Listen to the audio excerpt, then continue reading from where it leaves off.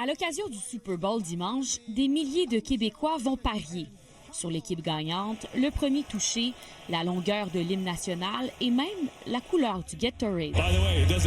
Pour l'Auto-Québec, c'est l'événement le plus payant de l'année en termes de paris sportifs, devant même les séries du Canadien. L'Auto-Québec prend sa place. 81% des joueurs au Québec jouent sur l'autoquebec.com. Mais ce ne sont pas tous les joueurs qui se rendront sur le site de la Société d'État. Plusieurs préfèrent miser sur des plateformes comme Bet99 ou MGM, des sites étrangers, facilement accessibles, mais non autorisés au Québec. Ces opérateurs illégaux-là, qui sont présents malgré tout sur le territoire du Québec, ils ont une opacité.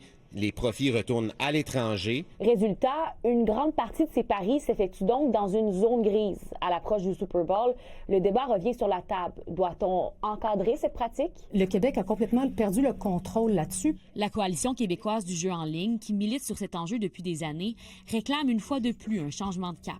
On se concentre uniquement sur les sites de l'Auto-Québec. Donc, on perd à la fois le contrôle sur l'offre et également les revenus qui vont avec. L'exemple de l'Ontario est intéressant. Ce que ça fait, c'est qu'il y a maintenant 83,7% des joueurs et du jeu en ligne qui se passent dans un environnement contrôlé.